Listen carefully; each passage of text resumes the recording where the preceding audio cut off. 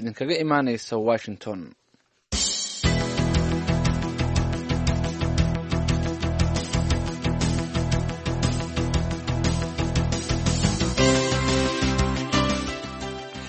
waa galabnimo axada bisha juunna waa 3 sanadka 2018 waxaad naga dhegaysanaysaan mowjadaha gaagaaban 16 iyo 19 mitirban iyo weliba bogga voasomali.com. idaacadda galabnimona waxaa halkan idinsi wada jira idinkala socodsiin doona nuur xasan nuur iyo anigoo ah cabdixakiin maxamuud shirwa.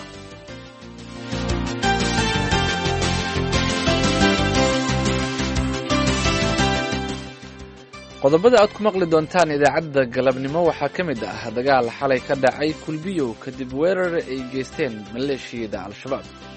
xalay halkii saac markii la furay maqribkii ay dagaal ku dhacay. wuxuu dhaceen waxa weeye waa taqaanaa nimanka xawaariista maalmaha asxaabta ay guuleysatay iyo maalmaha muslimiintu ay guuleysatay ay gaalada la dagaalamayay bay soo magacaabaan. muslimiin ayaan afuraysayna soo weerareen. dagaalku wuxuu ka dhacay degmada Kulbiyow meel afkeeda oo magaalada dhexdeeda aan ahayn. ilaahayna wuu joogo ilaahay guldarru ka raaciyay. waxaa kaloo aad dhegaysan doontaan barnaamijka wicitaanka dhegaystaha oo ku saabsan qorshaha doorashooyinka Puntland ee bisha January ee sanadka soo socda. waxaan u idmanahay 3 qodob. marka koowaad in la sameeyo wacyigelin arrintan guddiga doorashooyinku uu u idman yahay oo ah baahinta iyo ka dhaadhicinta nidaamkan asxaabta badan in la baahiyo oo ummaddii la fahamsiiyo waayo in la diiwaan geliyo maxay ahayd dadka danaynaya asxaabta doorashada nidaamka inay isdiiwaan geliyaan. qodobadaasi iyo warar kale oo ku saabsan Soomaaliya ayaan idiin haynaa balse marka hore ku soo dhawaada warkii caalamka.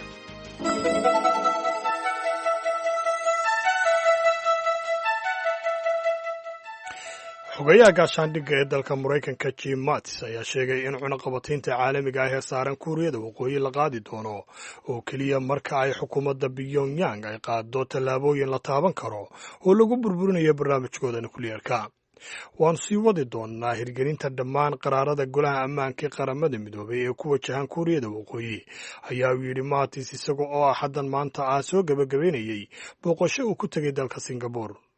Mattis ayaa isagoo ay dhinac taagan yihiin isagoo ka dhinac hadlaya dhiggiisa dalalka Kuuriyada Koonfureed iyo Jaban ayaa uu isku dayay inuu soo celiyo rajada laga qabo wadahadallada soo socda ee u dhexeeya madaxweynaha Maraykanka Donald Trump iyo hogaamiyaha Kuuriyada Waqooyi Kim Jong Un. dowladda Pakistan ayaa sheegtay in iska horimaadyo xadka ay la wadaagto Afghanistan ka dhacay ay ku dhinteen 12 ruux oo isugu jira maleeshiya hubeysan iyo ciidanka militariga Pakistan. bayaan ka soo baxay militariga Pakistan ayaa lagu sheegay in kooxo hubeysan oo argagixiso ah ay 24 saacadood ee lasoo dhaafay weeraro ku qaadeen fariisimo ay militariga Pakistan ku leeyihiin xuduudda Afghanistan. Pakistan waxay sheegtay in ciidankeedu ay ka dhinteen 5 askari halka iyaguna ay dileen 6 ka mid ah maleeshiyada soo weerartay. Pakistan ayaa la wadaagta Afghanistan xad dhirirkiisu gaarayo ku dhawaad 2600 oo kiiloomitir. Shiinaha ayaa maanta Maraykanka uga digay heshiis ganacsi oo kasta oo dhex yaala labada dal inaanu hirgeli doonin haddii hanjabaadaha dhanka tacriifada iyo tallaabooyinka kale ee madaxweyne Donald Trump ay hirgalaan. digniintan ayaa timi kadib markii xogayaha ganacsiga ee Maraykanka Wilbur Ross iyo ra'iisul wasaare ku-xigeenka Shiinaha Liu He ay soo idleeyeen ama soo gabagabeeyeen wadahadallo ay ku lahaayeen maanta magaalada Beijing ee caasimadda dalka Shiinaha kuwaasoo ku aadan falaqaynta muranka ganacsi ee dhex yaala labada dal kaasoo Shiinuhu ku tilmaamay inuu yaraynayo kala badnaanshiyaha ganacsi ee u dhexeeya labada dal. Ross ayaa sheegay in bilowga wadahadalladu ay labada dhinac si gaara isula falanqaynayeen waxyaabaha uu Maraykanku dhoofiyo inuu Shiinuhu iibsado. hase yeeshee wadahadalladu waxa ay ku soo dhammaadeen iyadoo aan wax warar laga soo saarin islamarkaana labada dhinac aanay warfidyeennada si wada jira ula hadal. ergada Shiinaha ayaa ballan qaaday kulankoogii ugu dambeeyay ay Washington ku yeesheen bartamihii bishii May inay iibsan doonaan agab badan oo Maraykanku soo saaro iyo weliba qaar ka mid a wax soo saarka dhinaca tamarta. kumanaan ruux ayaa ka qayb galay banaanbax ka dhacay dalka urdun kaas oo ay dadka uga soo horjeedaan qorshe ay dowladda ku kordhisay canshuurta iyo qiimaha sicirka. booliska ka hortaga rabshadaha ayaa u adeegsaday sunta dadka ka ilmaysiisa dibadbaxayaal isku dayay inay qabsadaan xafiiska ra-iisul wasaaraha. dadka dibadbaxaya ayaa ku qaylinaya waxaan rabnaa inaan dowladda ridno. sabtidii shalay boqorka dalka jordan boqor cabdalaha labaad ayaa la kulmay ra-iisul wasaaraha, golaha wasiirada iyo qaar ka mid ah saraakiisha ciidanka amniga, waxaana uu kala hadlay banaanbaxyada dalkaasi ruuxay 3 habeen ee lasoo dhaafay. dibadbaxayaasha ayaa sheegay in canshuur kordhinta xukuumadda ay dhaawici doonto dadka saboolka ah iyo kuwa dabaqada dhexe.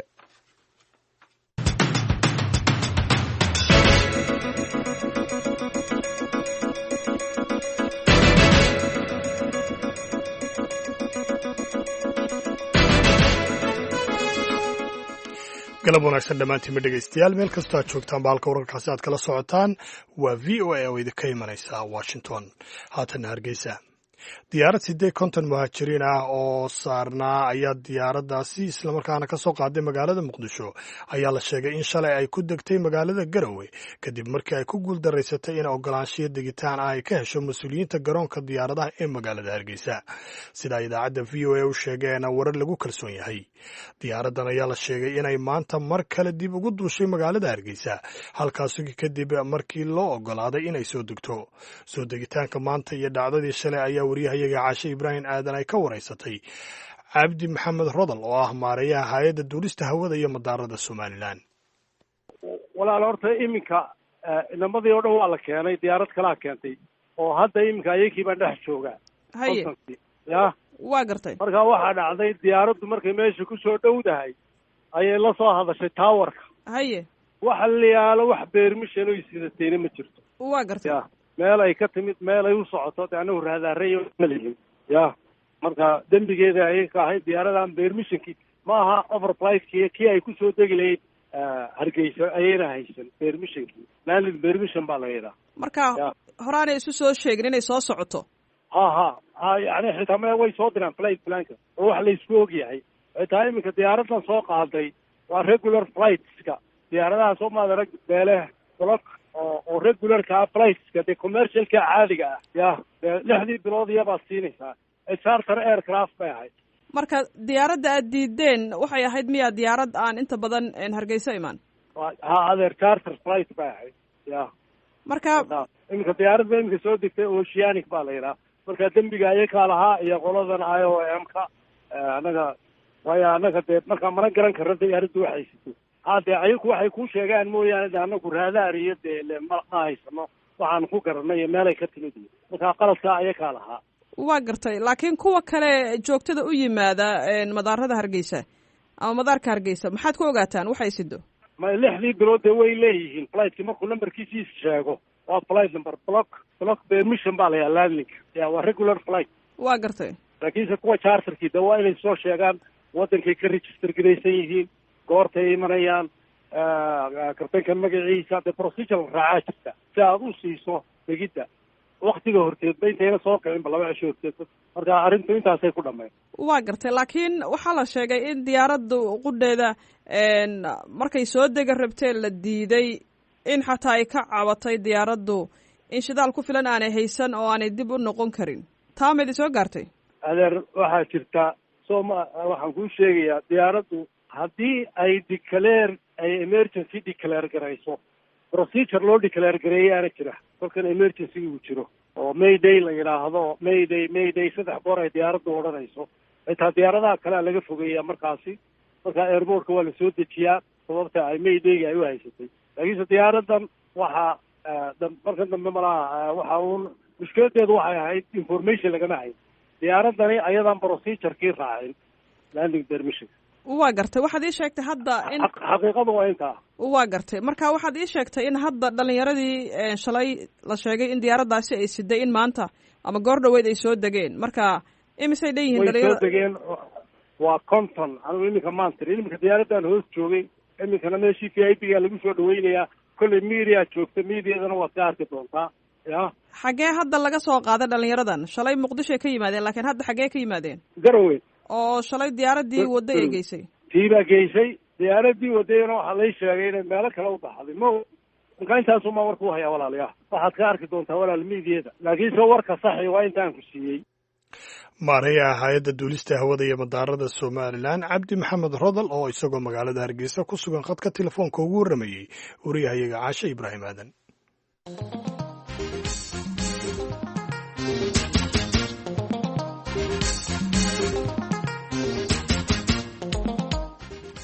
maleeshiyada ururka al-shabaab ayaa habeenkii xalay ahaa la sheegay in ay weerar ku qaadeen deegaanka kulbiyo ee gobolka jubbada hoose una dhow xuduudka dalka kenya. saraakiisha maamulka jubbaland ayaa v o eeda u sheegay inay dileen 6 ka tirsan maleeshiyaadka shabaab islamarkaana mid dhaawac ah ay ku qabteen nolosha. haaruun macruuf ayaa wareystay xuseen xasan maxamed xuseen dheere oo ka mid ah saraakiisha jubbaland kuna sugan deegaanka kulbiyo. walaal waxaa la fiidkii halkii saac markii la furay maqribkii ahayd dagaal ku dhacay.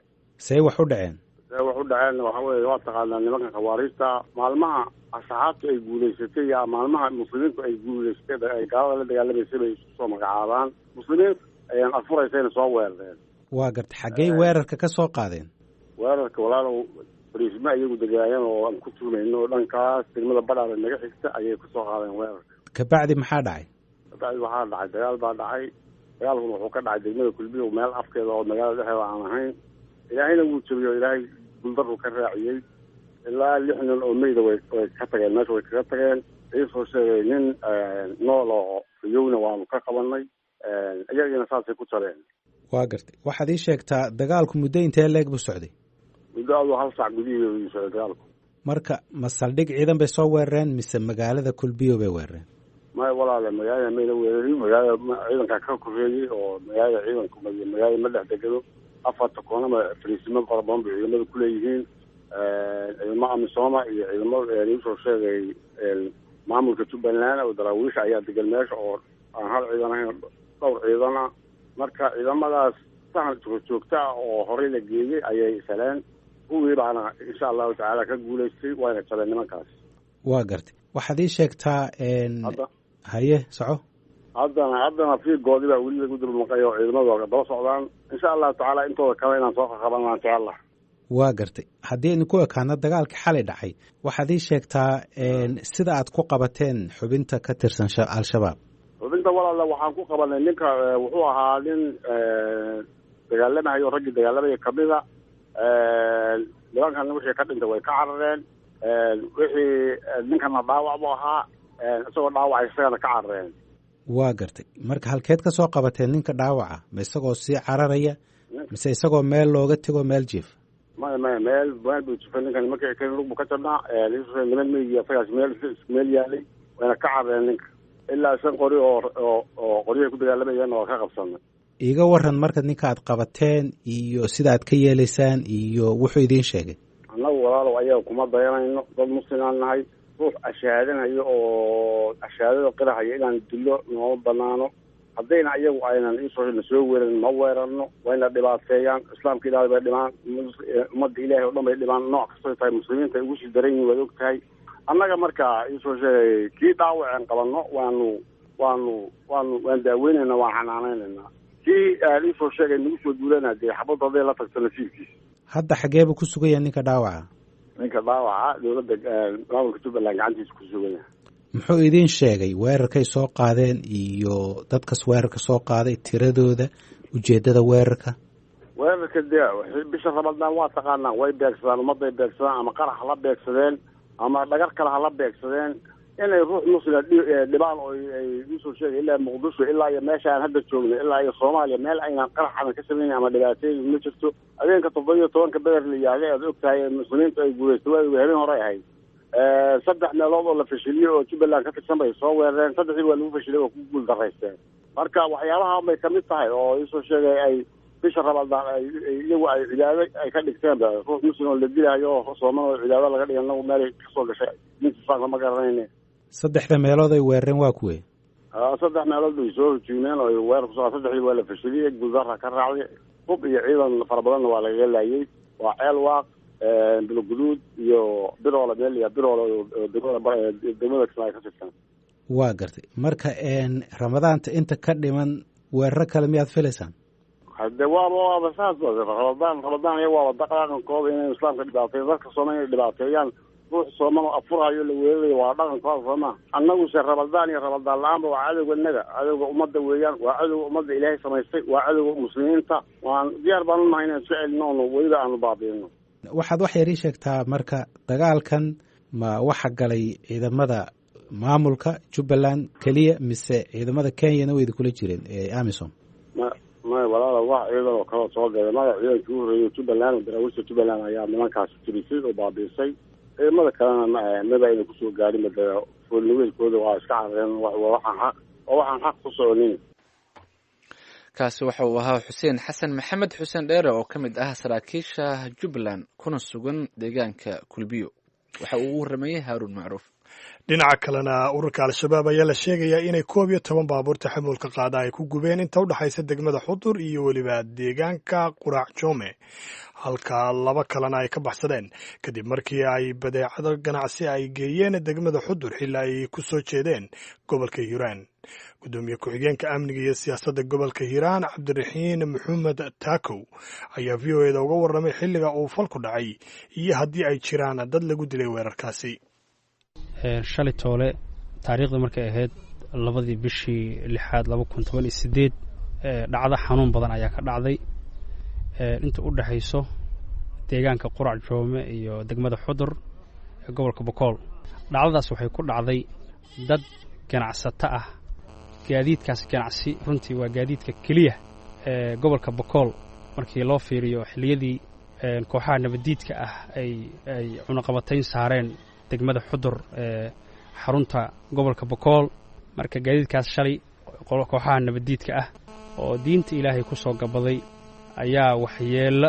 u geystay dadkaas abriyada ah dhibaatadaasna meesha ka dhacday runtii marka maxaa loo geystay gawaarida aad sheegtay in lagu dhibaateeyay inta u dhaxaysa Qurac Joome iyo Xudur baabuurta tiradooda runtii waxa weeyaan waxay ahaayeen ilaa 13 baabuur oo gashay degmada Xudur soo laabatinkoodii ayaa la helay 2 baabuur ayaa fakatay ilaa 12 baabuur ayay dab qabadsiiyeen oo mid kamid ah ay miino la kacday iyo baabuur walba waxa saarnaa 3 ruux 12 baabuur oo min 3 ruux ay saaran tahay waad garanaysaa ilaa hadda 10 qof hataa oo sax looma haayo dadka way farxadeen dhibaato gaartay qasaarahana wuu soo tarayaa saacadda ka dambayso wax kastana waa la filan karaa marka badeecaduhu waxay ka qaadeen Beledweyne oo Xudur ay geeyeen mase Xudur ay badeeca ka soo qaadeen mase jiraan dad falkaasi ku dhintay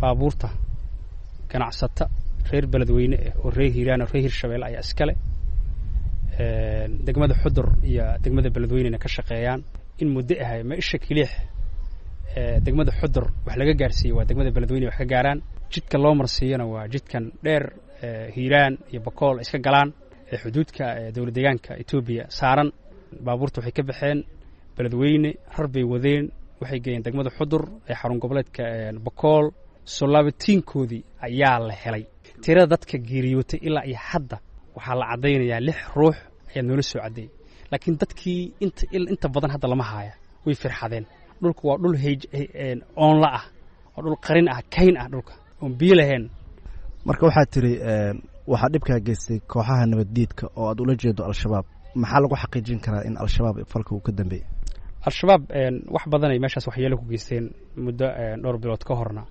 gaadiid dhowr ay ku gubeen isla deegaankaas Qurac Joome u dhaxeeya Xudur iyagoona go'doomiyay runtii Xudur iyagaa go'doomiyay firiisinadooda waa la yaqaanaa mararka qaarna weligood way soo geli jireen meesha cadaawad intaa la eg dad muslimiin ah hantidooda cidda gubi karta maanta Soomaaliya ee baabi'in karta waa cidaas waxa weeyaan hadal waa ka dhantahay taas iyada ah in shabaab ay yihiin cadeymahaas waa heli karnaa waana haynaa dhibaatadaas ay nimanka geysteen marka waxaan leeyahay dadka deegaanka ah inay isku tashtaan tilaabo ay muujiyaan cadaawadda way arkeen maanta kadib lisu sheegi maayo ujeedada iyo meesha hadafka loo socdo ma ahan dawlad ma ahan cid kale ma ahan dadka loo socdo waa shacab Soomaaliyeed oo abriye ah waxba galabsanin dad muslimiina arrinkaas waa arrin fool xun marka adigoo maamulka gobolka hiiraan xubin ka ah iyo maamulka bakool ma ka wada hadasheen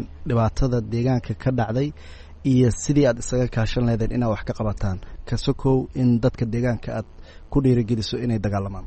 bishii maars 19keedii ayaa aniga maamulkan gobolka hiiraan la isoo magacaabay gudoomiye ku-xigeenka amniga siyaasadda gobolka.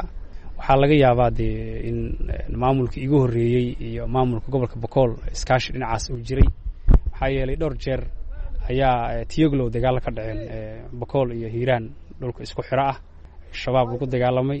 ceel caddi iyo deegaanadaasna wax badan baa ka dhacay oo isla hiiraan ka mid ah.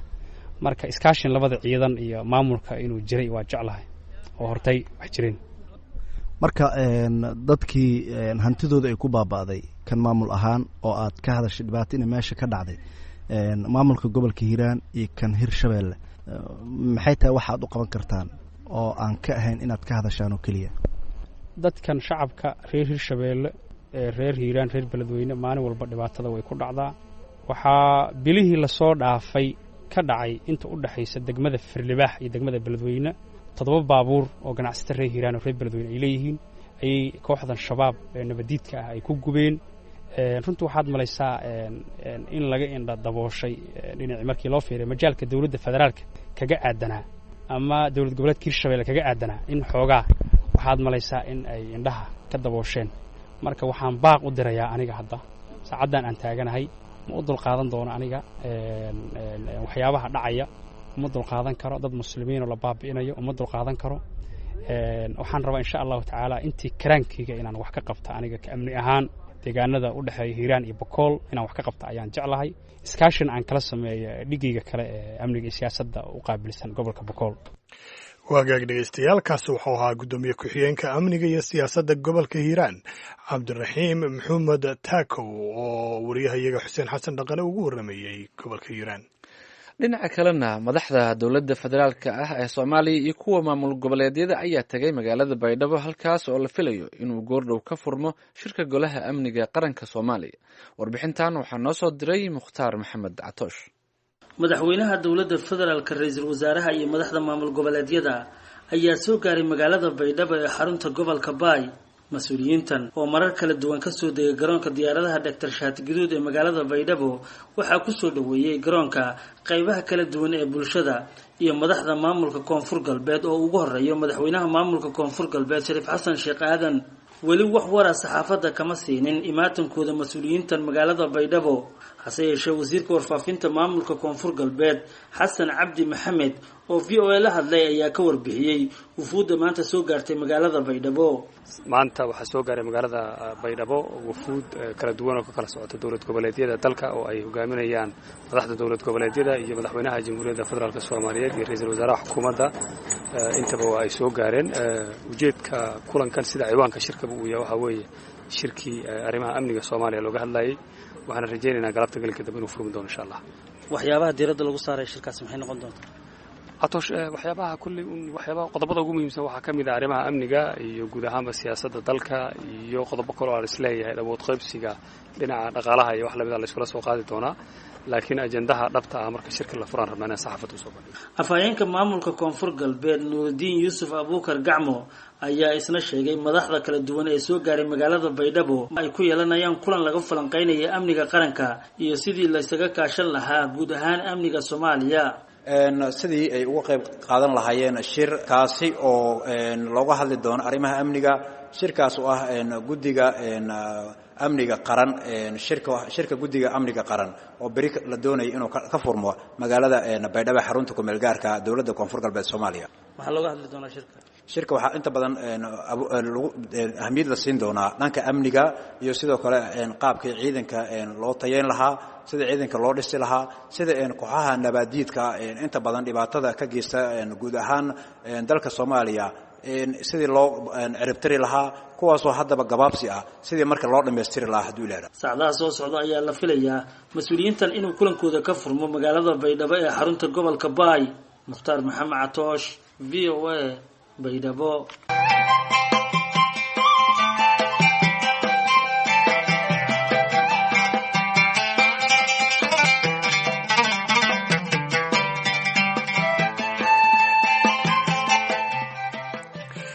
mar kale dhammaantiinba dhegaystayaal galab wacana wanaagsan meel kastoo aad joogtaan baxalka wararka iyo barnaamijyada iyo weliba warbixinada aad kala socotaan waa idaacadda galabnimo ee v o a oo idinka imanaysa washington.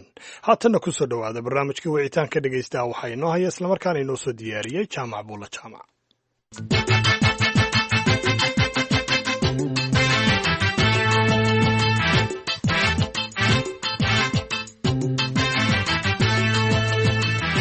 kulanti wanaagsan dhegaystayaal kuna soo dhowaada barnaamijka wicitaanka dhegaystaha ee v o a. qormada toddobaadkan waxaannu ku soo qaadanaynaa doorashada xildhibaanada iyo madaxweynenimo ee puntland oo lagu wada inay dhacdo horraanta sannadka dambe. tan iyo dhismihii maamul goboleedka puntland waxaa ka jiray nidaamka xulashada ee loogu talagalay in si kumeel gaara looga soo kabto burburkii dowladda dhexe loona helo maamul ay dadku heshiis ku yihiin tan iyo inta ay soomaali dowlad hor leh wada dhisanayso. hase yeeshee soomaaliya waxa ay qaadatay nidaam federaal ah oo ay puntland hormuud ka ahayd in dhankaas loo guuro, waxayna suurtogelisay inay puntland siinayso fursad ay kaga horrayso doorashooyinka maamul goboleedyada kale marka la fiiriyo wakhtiga ay jirtay iyo u adkaysiga carqaladihii ka hor yimid. balse ma muuqato in puntland ay ka faa'iidaysatay fursadda ah inay labaatan jirsatay. haddaba guddiga madaxa bannaan ee doorashooyinka puntland muxuu ku howlan yahay? ma waxaa la isticmaali doonaa xalkii kumeel gaarka ahaa ee muddada dheer la isticmaalayay? ma shacabka deegaanada puntland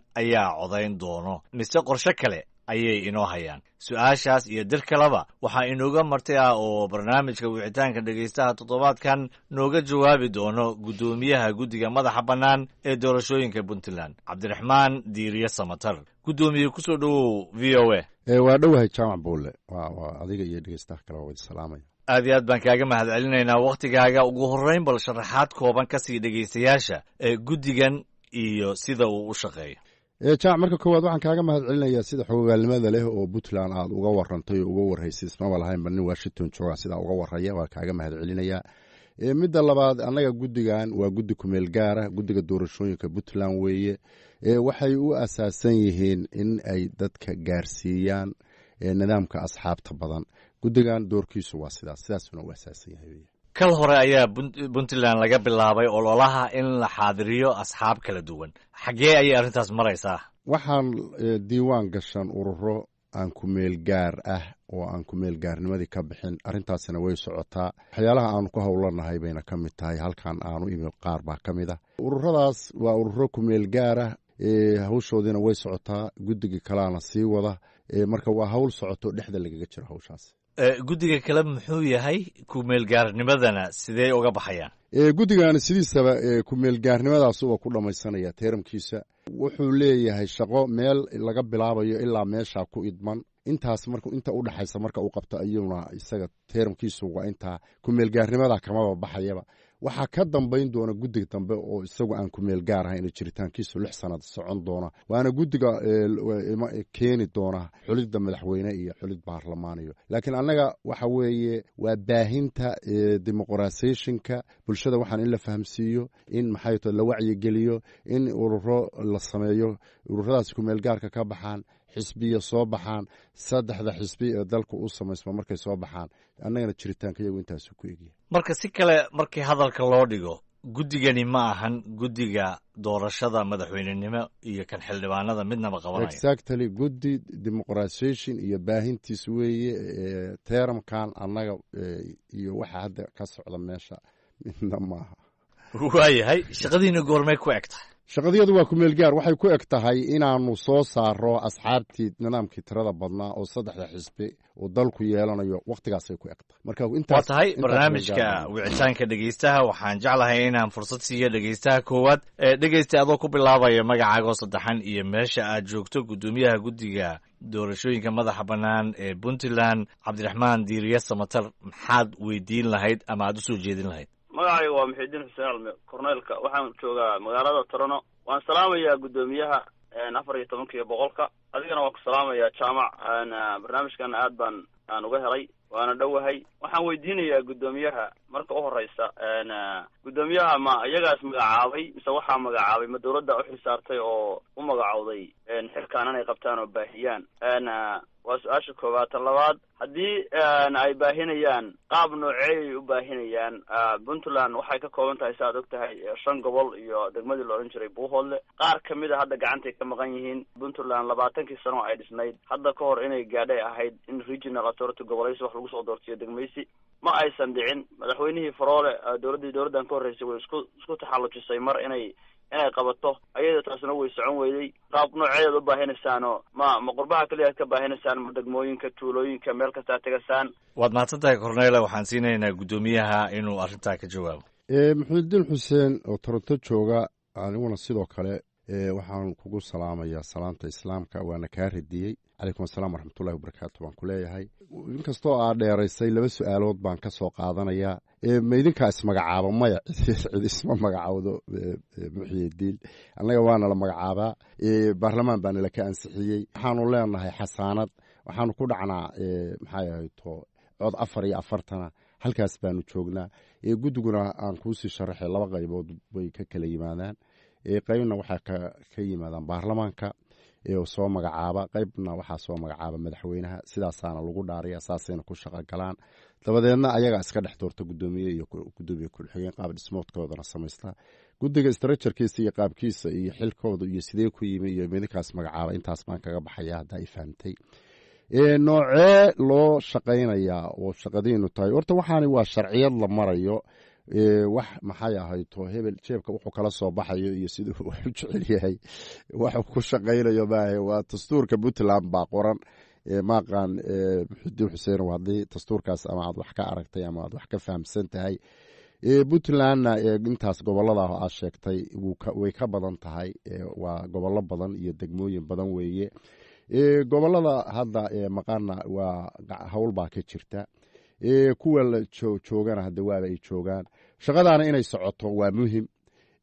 maxay ahayto gobolada hadda qaarkoodna ma wada maqneen, deegaano ka mid ahna waa maqan yihiin, deegaano ka mid ahna waa ay joogaan.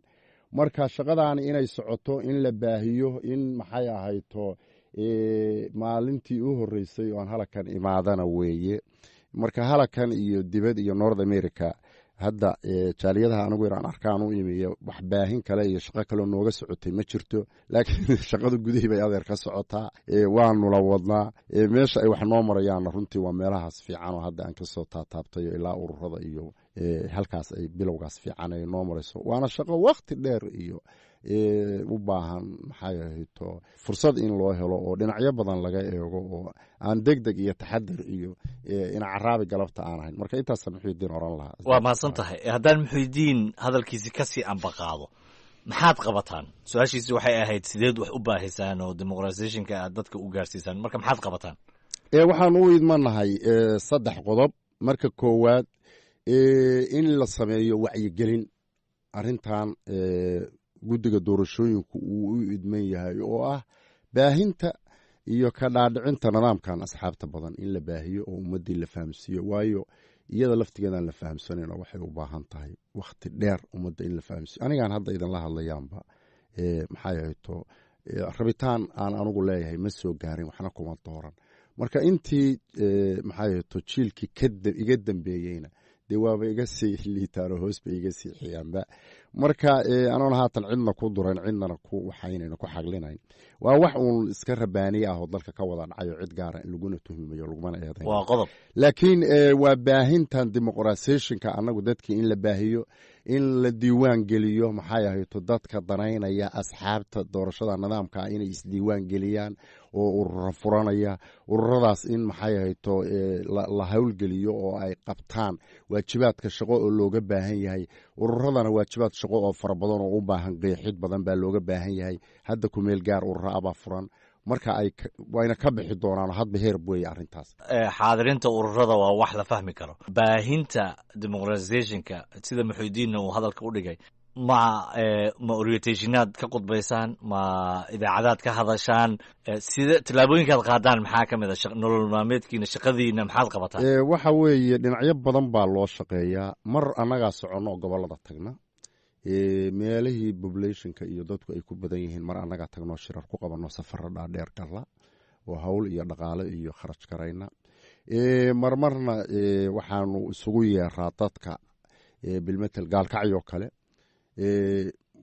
dhowr gobol baanu isugu keennay ku casunaa gorow oo kale dad badan oo maxayto ama siyaasadda ama aqoon ama waxaan aanu bidaynaanu ku casunaa websaydadaa la geliyaa oo gaara telefishinadaanu u yeeraa oo maxayto laga baahiyaa barnaamijyo joogto ah oo idaacadaha qaarkood ka baxabaa jirta marka siyaalo badan bay u baahdaa ama shirar bay tagtaa aanu tagno ama aanu ugu yeero ama idaacado ama telefishino ama dhinacyo badan bay ka baahdaa waxaan waa tahay aad baad u mahadsan tahay dhegeystayaal halkaad weli nagala socotaan waa laanta afka soomaaliga v o a oo idinkaga imaanaysa washington toddobaadkan barnaamijka wicitaanka dhegeystaha waxaa inoogu martia cabdiraxmaan diiriye samatar oo ah guddoomiyaha guddiga doorashooyinka ee puntland oo dalka maraykanka ku joogo howlo shaqo waxa uu nagu soo boqday stuudiyaha dhegeyste kale ayaan u gacan haadinayaa dhegeysta adoo magacaaga oo saddexan iyo halkaad joogto ku bilaabayo kusoo dhawow barnaamijka bismillahi raxmaan raxiim magacayga waxa weeye maxamed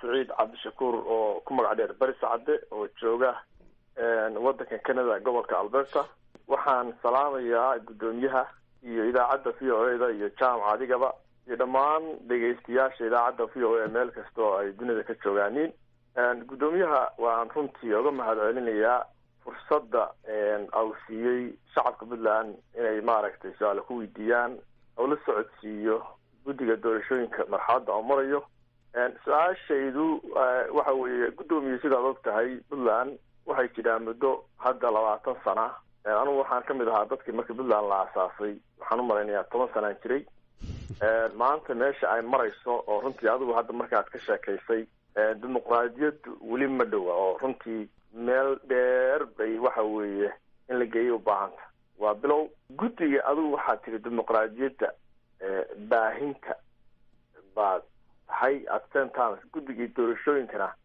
guddoomiya u ahay baa tiri marka shacabka puntland anugu waan ka mid ahay su-aashaydu waxa weeye maadaama ay tiri mas-uul annagu guddigayagan kama nihin yani doorashada 2019 la rajeynaya inay dhacdo yaa mas-uulka ah xilligee baa la magacaabi doonaa haddii ilaahay idmo wacyigelintan waxa weeye soo ma ahayn in loo dhigo tunamka labaad oo soo socda hadda maadaama waddanku doorasho u socdo so in laga shaqeeyo ma ahayn haddii xisbiyadan kumeel gaar yihiin ay saa ku galaan doorashada amba nidaam kale la keeno soo shaqadiinu inaad si kala qabataan ma ahayn oo aan baahintaan iyo aan hadda ahayn aad baad u mahadsan tahay labadaada su-aaloodba waa cad yihiin kusoo dhawow guddoomiye maxamed saciid bari sacade waxaan ku leeyahay calaykum asalaam waraxmatullahi wabarakaatu salaamta islaamka adiga iyo idaacadda iyo inta kaleo khadka ku jirtaba waa saas iyo si leeg waan salaamayaa laba su-aalood aan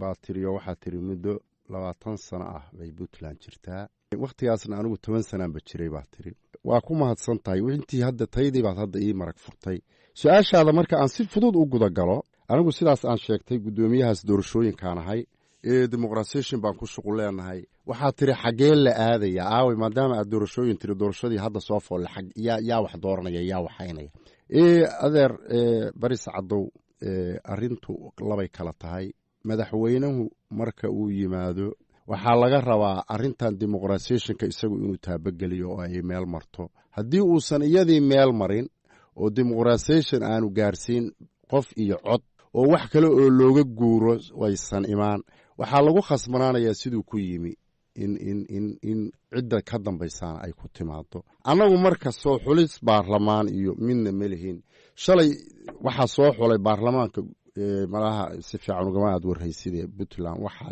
lasoo xulaa oo lasoo qoraa dad la yidhaahdo guddiga soo xulista khilaafaadka baarlamaanka guddi doorasho maaha waa guddiga kala saarista khilaafaadka micnaheedu waxa weeye dadkaa la soo xulayo oo dhaqanka iyo cuqaashu soo xulayaan dadkii saxda ahaa oo xaqa u lahaa oo dhaqanku soo xuleen ma yihiin idinkoo fiirinaya dhaqankii siday wax ku xuli jireen qoraaladoodii saxiixiyada laga hayo iyo cid kale miyaa soo xushay oo sax maaha ayagoo halkaa laga fiirinayo guddiga khilaafaadka baa la yidhaahdaa dadkaasaa xula arrin guddigaani shuqul ku leeyahay ma aha arrin maandhayd aanu u leenahayna maaha awal 20 sanana guddigaasaa soo xulayey haddana ma aqaan aniga meel kale oo looga guuri karo ma aan filayo doorashadu sidii ay ku iman jirtay inay ku imanayso wax ka bedelan aniga ma garanay guddigaas goormuu imaanaya oo la magacaabaya iyo su-aashiisa kalena waxay ahayd miyaanan hawshiina in gadaal loo dhiga ahayn maadaama hadda hal cod iyo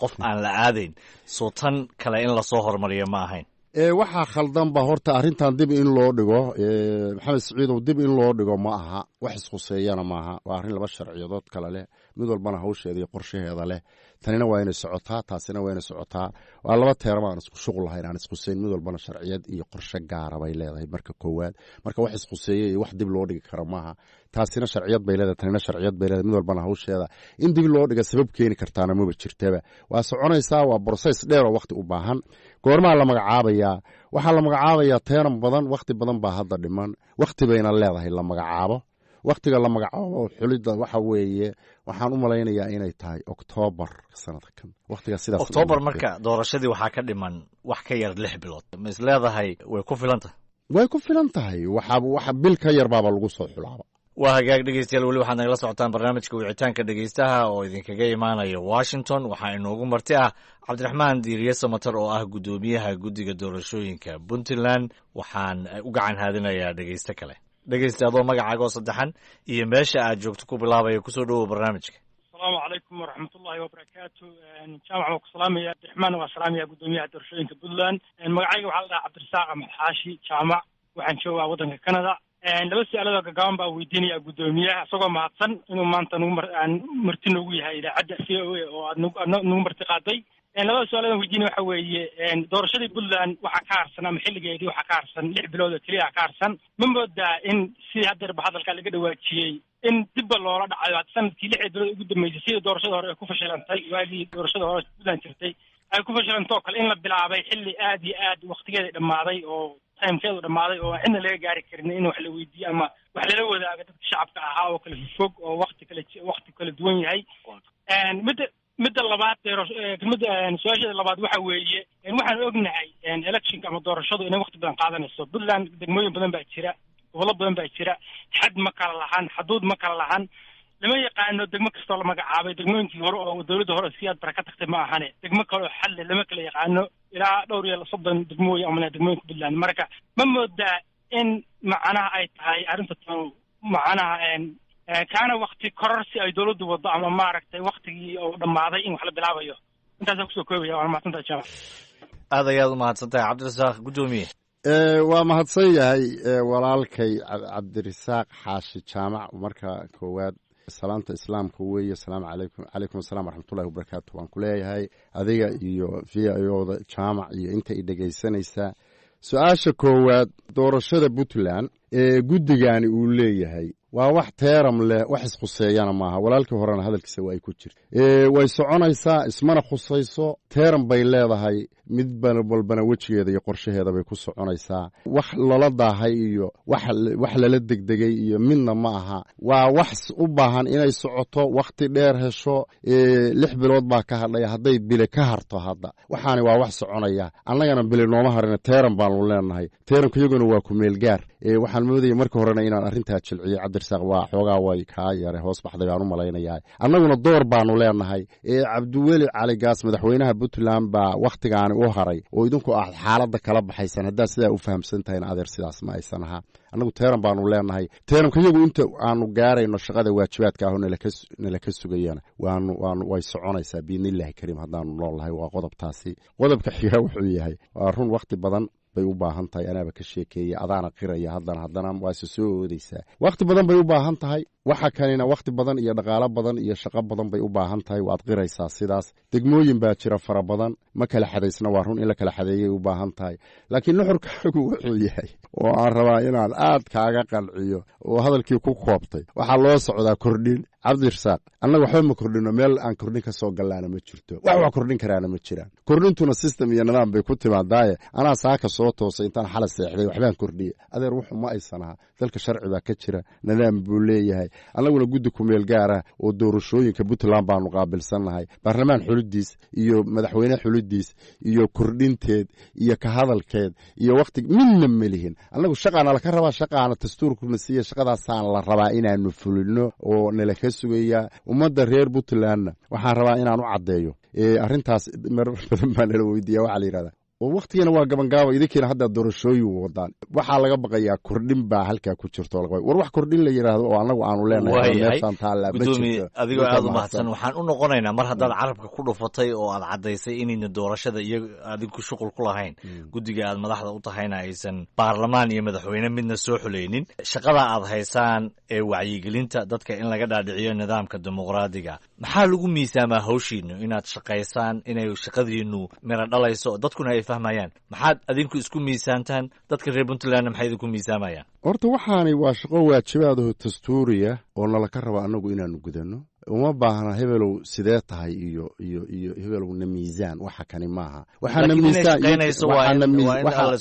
inta aan idhaahdo waxaa miisaan noo ah waajibaadka shaqo oo nalaka sugayo horta aanu gudanno horta sidaas jaamaco bulow u arag waajibaadka shaqona waanu ku guda jiraa wax waa leexan karaan manihin 100% baanu nahay waxa kana si sax u wada bilaabaya anigu melihi waxa la rabaa iyadoo khalad ku bilaamatay in gudaha laga saxo laakiin muhiimadu waxay tahay hadalkii cabdirasaaqna ku jirtay baasha waa laga baqaya waxa laga baqayaa nin wax kororsada ninku sidoo wax ku kororsan lahaana shacabku hadda sida cabdirasaaq isagoo ma fahmayo isaga u sahlaya xataa haday wax kororsi ahaa laaydo teeramka qofka la siiriyo haday waxaan meel mari lahaayeen talada muhiimadu waxa weeye waxaan taladeedii in dadku ay wadaagaan in sida loo fahmo haday talada la wadaagana hebel baa wax tala la beeshaba waa ka baxaysaa marka annagu waxaanu wadnaa taladan sidii loo wadaagi lahaa oo ay uga bixi lahayd qof iyo reer iyo koox iyo in gaaro ku takrifaleysa waana laga baxaya waa la gaaray waqti bayna u baahanta inkastoo ay 20 sano hadda ka soo wareegtay welina puntland aysan gaarin in laga baxo nidaamkii kumeel gaarka ahaa ee wax loo soo xulayay goormeed isleedahay qiyaastaada maadaamaad shaqadii gacanta kula jirto waa la gaari doonaa in nidaamka noocaana laga baxo waa la gaaraya anigu sidaan aaminsanahay kollayba aniga dareenkayga iyo aragtida igu jira waayo aniga iga go'an tahay waxa kan in la gaaro jiritaanka iyaga iyo mustaqbalka iyaga ayaa ku jira waxa kan in la gaaro marka maadaama nin mas-uula oo puntland oo dalka xil ka saaran yahay mas-uul waxaan maanta gacanta aan ku hayahay dalkana meesha ugu rasan oo uu ka ba'ay ay meesha tan tahay waajibaadkayga shaqo iyo mas-uuliyadda i saaran in aan u guto meesha sidaan uga saari lahayn aniga iyo guddiga aanu wada shaqaynaaba waan jeermaanka u ahay waa wax naga go'an waana wax dastuuriyana dastuurka ayaana na siinaya waajibaadka iyagaa shaqa inaanu gudan xilli ma noo odrasi kartaa aad isleedahay waa la gaara maba lahaba maxay ahayto jaamac waxaana xilli waa teeram u baahan wakhti dheer eeg marka laga hadlayo urur marka laga hadlayo urur soo xulidiisa iyo kumeelgaarnimada inuu ka baxo waa teeram baa u dhaxaysa kumeelgaarka markuu ka baxo oo xisbi aadayana teeram baa u dhaxaysa waa wax waqti dheer leh waa wax dhaqaale u baahan waa wax la wadaago annagu aanan gaar u lahayn intaas aan dhameeyo waa wax u baahan maxay ahayd donoriska ayaguna gacanta ku leh waa wax u baahan xukuumadda markaa meesha ka jirta ayaduna taladeeda ku leh waa wax u baahan ummadda reer puntland oo iyaduna doorka ugu badan oo shaqada loo hayaa taladan inay wax ku yeelato mar sida looga gudbo duruufaha waad carabowday laakiin waa maxay tiirarka looga baahan yahay ururadaasi inay la yimaadaan si ay ururnimada uga baxaan oo xisbi ku noqdaan waa badan tahay waa wax fara badan weeye kow waxaa looga baahan yahay ururku inuu isdiiwaan geliyo oo iska soo diiwaan geliyo xafiiska dhexe ee hay-adda tibek oo kumeel gaarka ah ee puntland doorashooyinkeeda waxaa looga baahan yahay maxay to khidmad baa xukuumaddu ku leedahay oo u jidayso khidmadda inuu bixiyo waxaa looga leeyahay puntland goboladeeda 6 gobol oo ka mid ah in maxay ahayto uu ku leeyahay xafiis gobol walba in uu leeyahay saboortariskiisa oo maxay ahayto 300 oo qofa gobol walba oo u diiwaan gashan inuu leeyahay shuruudaha intaa marka uu buuxiyo mid walba la isdul taago oo la hubiyo oo la xaqiijiyo in uu waajibaadkaas maray shuruudaha oo ku xiran ayaa waxa uu u gudbayaa maxay ahayto urur kumeel gaarnimadii ka baxaya wuxuu u gudbayaa urur sax oo shahaado certificate la siinaya inta urur markaa u gudubta urur rasmi ah ayaa waxay u tartamayaan xisbi intay doonaan ha noqdeen inta marka waxaa laga rabaa xisbigana inay soo baxdo ugu badnaan 3 xisbi inay soo baxdaa loo baahan yahay saddexdaa xisbi ayaa hadhowta waxay ku tartamayaan dowlad dhexe waaya waa aad baan mataqaanaa aad nooga qancisay faahfaahintaasna waad ku mahadsan tahay waxaan rabaa inaan u gudubno arrin aan guddigaada qusaynin oo doorashada guud ee puntland madaxweyne gaas cabdiweli cali gaas markii uu tartamayey waxa uu sheegay in haddii puntland ay hal cod iyo hal qofa u gudbi weydo uu shaqadiisii uu hayay madaxweynenimo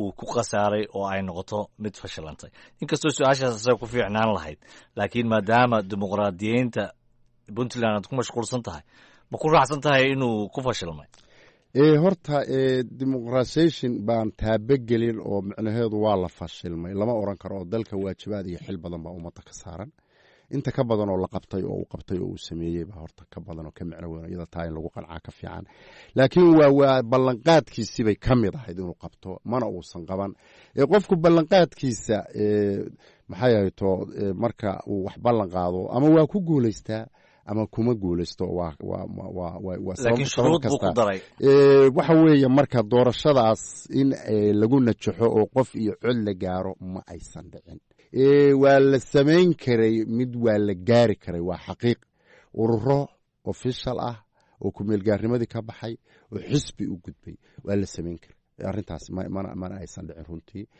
waxa weeye marka madaxweynuhu dee hadalkaas isagaa yiri ugu dambayntii waxaan jeclahay inaan ku weydiiyo adiga dhegeystayaashii guud ahaan siyaasiyiinta iyo shacabka reer puntlandba markay hadlayaan waxay yidhaahdaan dalka dowladda dadka dhegeystayaasha ama soomaalida kale marka ay maqlayaan waxay u dhadhantaa puntland inay mid budo gooni u tuman tahay oo waddan kale camal ay u dhawaaqayso arrintaas maxaad ka odhan lahayd puntland cid kale uma dhawaaqayso wax kalena ma aha ciddii federaal ugu horeysay oo ku dhawaaqday bay ahayd isla markaasna bari taartay federaal soomaaliya oo maanta jira ciddii gacanta siistay oo dhistay bay ahayd anoo aan ku faanayn waa la wada ogyahay marka hadday wax kale iyo dowladnimo iyo dhinacyo kale u xuslinayso haddii cid hor taagan oo maxay ahayto warkadaaya iyo ma awoodaan iyo ma istaahishaan ma ay jirtee waxa weeye waa doorkaasay qaadatay 20 sanayna waxay sugaysaa iyo maxay 7 sano ka sii horeysay dowlad Soomaaliyeed oo federaal in la helo marka taasa ka micno weyn adoo mahadsan laakiin dalka Puntland maxaad Soomaalida ugu micnayn lahayd wallahi dalka Puntland Soomaaliya waxaan u malaynayaa haddaysan maanta u micnaysnayn maanta fiiyo aan soo fariistay micno badan igaba samaynayso Puntland waa meel miisaan iyo micno Soomaalina u leh Puntland u leh marka ma aha meel maanta sharaxaad u baahan ma ahaan u malaynaya waxaa ka filan doorka Soomaali ay ama ka tahay ama ka martay baana ugu filan macna weyn gudoomiye Cabdiraxmaan Diiriye Samatar aad iyo aad baan kaaga mahadcelinayaa waqtigaaga aad iyo aad baan u mahadsantahay jaamac buulle adigaaba iga xog ogaalsan waa ku mahadcelinaya adiga iyo dhageystayaasha kale iyo dhamaantiin waa mahadsantahay mar labaad baan ku mahadcelinayaa dhageystayaal barnaamijkeena wicitaanka dhageystaha ee toddobaadkan oo aanu ku soo qaadanaynay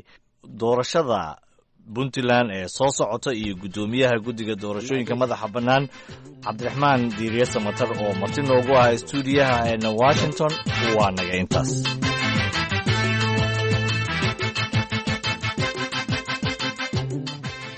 jaamac buulle jaamac ayaana nala socodsiinayay barnaamijkaasi wicitaanka dhegeystaha halka aad kala socoteena dhegeystayaal waa v o a haatan aan ka codsaday cabdixakiin maxamuud shirwaac inuu inoo dulmaro qodobadii wararka caalamka ugu waaweynaa maasanid nuur xogeya gaashaandhigga maraykanka Jim Mattis ayaa sheegay in cunaqabataynta caalamiga ah ee saaran Kuuriyada Waqooyi la qaadi doono oo keliya marka xukuumadda Pyongyang ay qaado tallaabooyin la taaban karo oo lagu burburinayo barnaamijkooda nukliyeerka waanu sii wadi doonaa hirgelinta dhammaan qaraarada golaha ammaanka ee qaramada midoobay ee ku wajahan Kuuriyada Waqooyi ayaa uu yidhi Mattis isagoo axaddan maanta soo gabagabaynaya booqasho uu ku tegay dalka Singapore Mattis ayaa isagoo sidoo kale ka dhinac hadlaya dhigiisa dalalka Kuuriyada Koonfureed iyo Japan ayaa waxay isku dayay inuu soo celiyo rajada laga qabo wadahadallada socda ee u dhexeeya Maraykanka iyo Kuuriyada Waqooyi dhinaca kalena Shiinaha ayaa maanta Maraykanka uga digay heshiis ganacsi oo kasta oo dhex yaala labada dal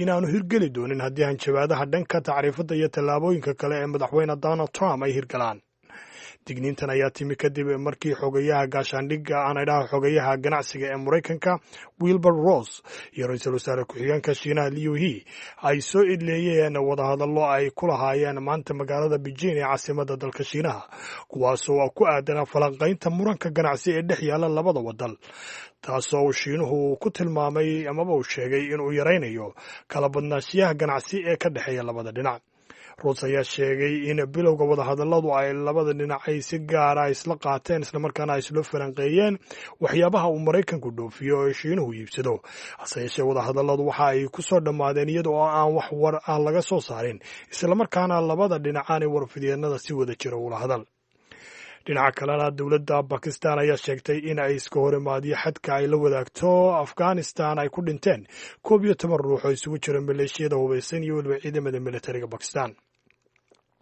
bayaan ka soo baxay militariga bakistan ayaa lagu sheegay in kooxo hubaysan oo argagixiso ah ay 24 saacadood lasoo dhaafay ay weerara ku qaadeen fariisimo ay militariga bakistan ku leeyihiin xuduudda ay la wadaagaan afghanistan bakistan waxay sheegtay in ciidamadeedu ay ka dhinteen 5 askari halka iyaguna ay dileen 6 ka mid ah maleeshiyadii weerar ka soo qaaday bakistan ayaa la wadaagta afghanistan xad dherarkiisu uu gaarayo 2600 oo kilomitir. aad ayuu u mahadsan yahay cabdixakiin maxamuud shirwac oo inala socodsiinaya qodobadii ugu waaweyn